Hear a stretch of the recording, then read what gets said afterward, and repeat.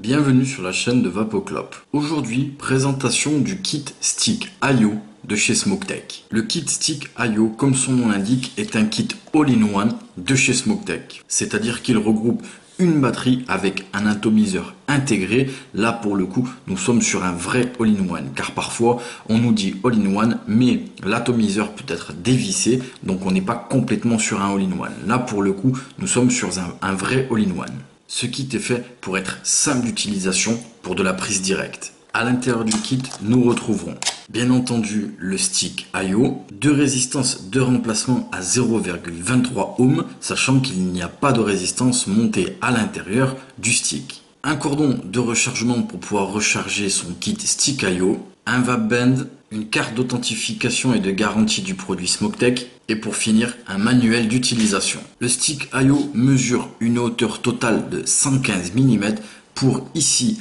un diamètre de 22 mm. Un poids approximatif de 100 grammes et une contenance pour ici le réservoir de l'atomiseur de 2 ml. Le réservoir est en stainless steel et les matériaux utilisés pour la carcasse du kit sont le stainless steel. Il est muni d'une batterie intégrée de 1600 mAh.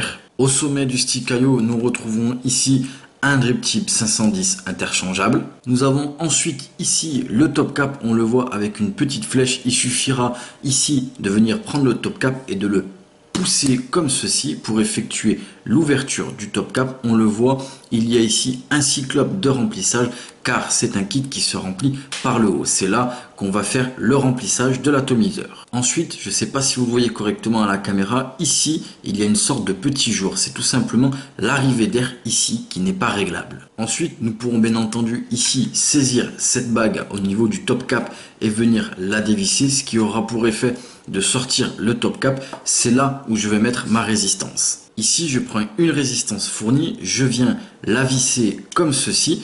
Et bien entendu, car beaucoup de gens ici font l'erreur, il ne faut pas remplir son atomiseur maintenant. Il faut d'abord venir mettre comme ceci le top cap avec la résistance, puis ensuite venir remplir son atomiseur. Nous avons ensuite le réservoir, on le voit au fond avec une connexion et un gros joint au milieu. C'est là où, quand je vais visser le top cap, la résistance va venir s'enchevêtrer. En façade, j'ai ensuite le bouton Fire et de l'autre côté, on le voit, j'ai la connexion micro USB afin de pouvoir recharger ma batterie. Sous la batterie, j'ai les normes et au milieu, j'ai un petit trou en cas de problème avec l'accumulateur pour dégazer. Pour pouvoir démarrer ici mon stick IO, je viens cliquer 5 fois et on le voit, ça commence à clignoter. Ici, le bouton est vraiment soft. Quand on appuie, c'est très doux, il n'y a pas de cliquetis. Les LED, comme vous le voyez, est aussi un indicateur de batterie. Les LED viendront flasher quand votre batterie commencera à être faible, mais aussi par rapport au cut-off, c'est-à-dire que la batterie, si on reste appuyé, se coupe automatiquement au bout de 8 secondes. Elle vous indiquera aussi en cas de court-circuit et aussi de résistance trop basse, à savoir que cette batterie accepte les résistances entre 0,1 et 2,5 ohms. Ici, j'ai monté ma résistance, on va faire un petit focus sur les résistances, à savoir qu'il y a ici 4 arrivées de liquide, donc c'est des résistances, malgré le fait qu'elles soient légèrement petites, peuvent accepter les liquides forts en VG. Ici, nous avons pour le moment, par la marque, ce sont les seules résistances disponibles, des résistances à 0,23 ohms qui sont des dual coil préconisées entre 25 et 45 watts.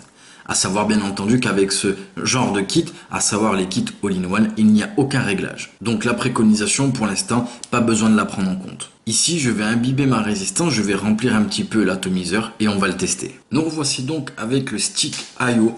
À l'intérieur, la résistance à 0,23 ohms en dual coil. Nous avons un petit peu imbibé la résistance. On le voit, l'atomiseur est un petit peu rempli. On a patienté 5-10 minutes que la résistance soit correctement imbibée. Nous sommes avec un liquide à fort taux de glycérine végétale et on teste ça.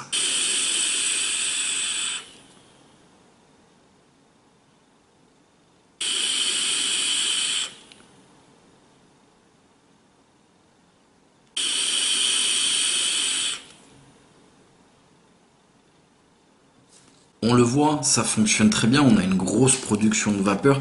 Maintenant, en termes d'arrivée d'air, même si nous sommes sur quelque chose fait pour de la prise directe, on n'a pas une arrivée d'air qui est vraiment massive. C'est une arrivée d'air qui est légèrement restreinte, tip top pour commencer la vape en prise directe. En termes de restitution des saveurs, pour le coup, SmokeTech a fait ses preuves depuis longtemps. On a une restitution de la saveur qui est vraiment excellente, douce et vraiment agréable. On a un rendu du hit qui est vraiment correct. En ce qui concerne la cible visée par Smoketek, tout simplement, à notre sens, ce sont les personnes qui veulent débuter dans la vape en prise directe. On ne parle pas de débutants ou de confirmés, mais c'est le genre de kit qui est vraiment agréable pour débuter dans un domaine. Ici, je l'ai dit et je le rappelle, le domaine de la vape en prise directe. Pourquoi? Car on a un kit qui est vraiment bien fini. Les finitions sont plus que correctes, les pas de vis sont bien, les résistances fonctionnent très bien, on n'a pas de réglage et comme on l'a dit tout à l'heure, on a une arrivée d'air qui est légèrement restreinte. Ça veut dire que la résistance n'est pas trop basse, on n'a pas quelque chose d'extrêmement puissant. C'est plus tard qu'on passera sur des choses